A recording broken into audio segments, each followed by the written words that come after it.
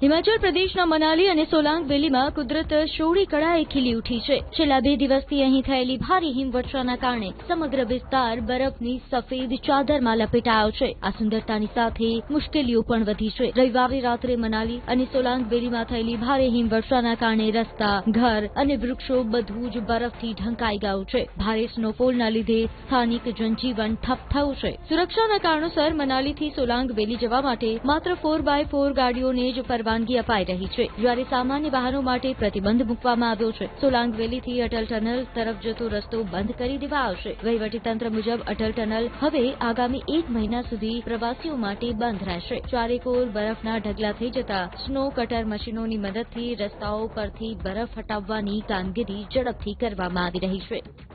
ગઈ રાત્રે જે ભારે હિમવર્ષા થઈ હતી તેની સીધી જ અસર જે છે તે અત્યારે જોવા મળી રહી હતી। હવામાન વિભાગ દ્વારા જે આગાહી આપવામાં આવી હતી તેને લઈને 2 દિવસથી સતત હિમવર્ષા થઈ રહી છે અને ગઈ રાત્રે ભારે હિમવર્ષાના લીધે આપણે દ્રશ્યો બતાવીશ કે જ્યાં નજર કરો ત્યાં અત્યારે બરફ જ બરફ જોવા મળી રહ્યો છે અને જે હિમવર્ષા થઈ હતી તેની અસર અત્યારે જોવા મળી રહી છે।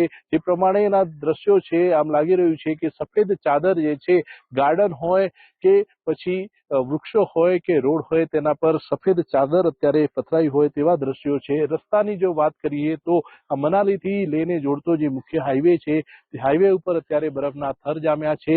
મનાલીથી સોલાંગ વેલી સુધી માત્ર 4x4 ગાડીઓને જ એલાઉ કરવામાં આવી રહી છે અને અટલ ટનલ પણ અત્યારે બંધ છે। સોલાંગ વેલીથી લે સુધીનો હાઈવે અત્યારે બંધ જોવા મળી રહ્યો છે।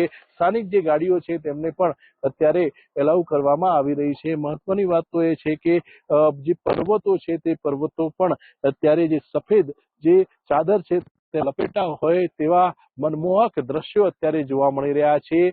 વિદેશમાં જે રીતે પ્રવાસીઓ બરફની મજા માણવા સ્વિટ્ઝરલેન્ડ તરફ જતા હોય છે તે જ રીતે પ્રવાસીઓ જે છે તે હવે ભારતના જે કાશ્મીર હોય કે પછી હિમાચલ પ્રદેશ હોય ત્યાં જઈ રહ્યા છે। સ્નોફોલની મજા લઈ રહ્યા છે। સ્નોફોલમાં પ્રવાસીઓ તો મજા લઈ રહ્યા છે પણ સ્થાનિક લોકોને પણ તેટલી જ મુશ્કેલીનો સામનો કરવો પડી રહ્યો છે કારણ કે હેવી સ્નોફોલના લીધે અનેક વિસ્તારોમાં વીજળી પણ ડૂલ જોવા મળી રહી છે તો ક્યાંક પાણીના પીવાની પણ સમસ્યાઓ થઈ રહી છે અને જે આંતરિક ગામડાઓના જે રસ્તાઓ છે તે રસ્તાઓ પણ અત્યારે અનેક રસ્તાઓ બંધ જોવા મળી રહ્યા છે।